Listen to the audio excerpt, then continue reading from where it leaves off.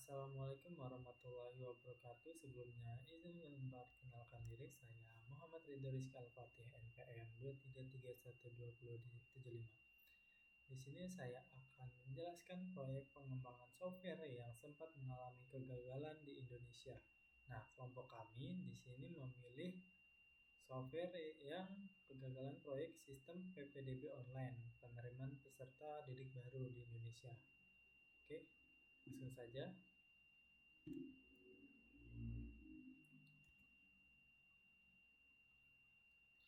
Kasus yang menarik perhatian, kasus PPDB online, seringkali menarik perhatian karena dampaknya langsung dirasakan oleh masyarakat luas, terutama orang tua dan siswa.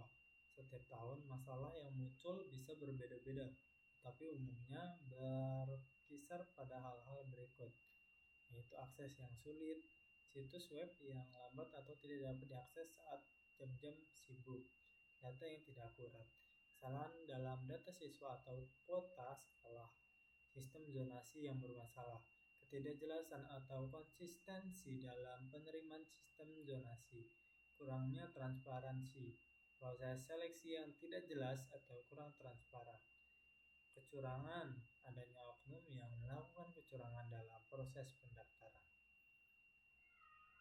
Nah, masalah yang terjadi yaitu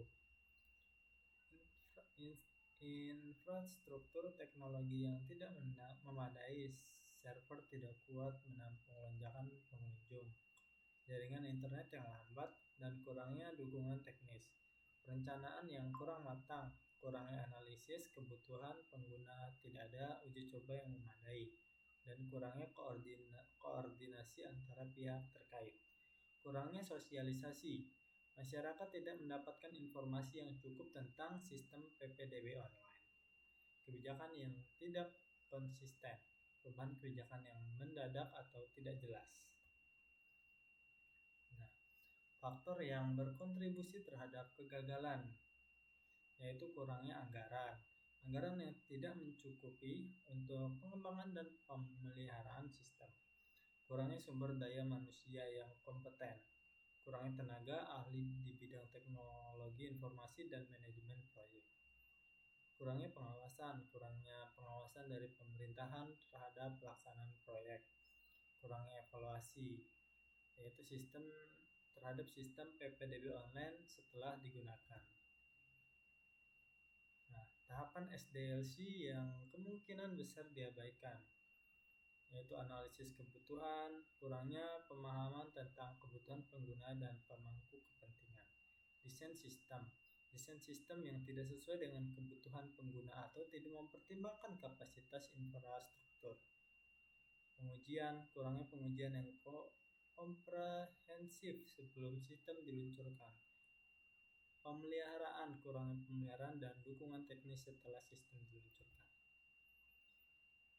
Nah, cara memperbaiki atau mencegah masalah di masa depan, melakukan analisis kebutuhan yang mendalam seperti melibatkan pengguna dan pemangku kepentingan dalam proses analisis kebutuhan, merancang sistem yang scalable, memastikan sistem dapat menangani lonjakan pengunjung dan data yang besar, melakukan pengujian yang komprehensif, melakukan uji coba yang melibatkan pengguna dan berbagai skenario penggunaan, memberikan pelatihan dan dukungan teknis, memberikan pelatihan kepada pengguna dan menyediakan dukungan teknis yang memadai. Dampak kegagalan proyek terhadap masyarakat dan pemerintah.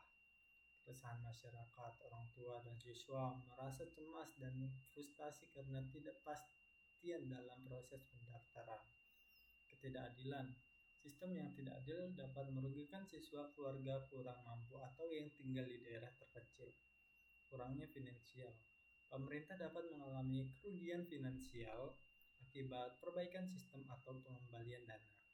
Kerusakan reputasi, pemerintah dapat kehilangan kepercayaan dari masyarakat akibat kegagalan proyek.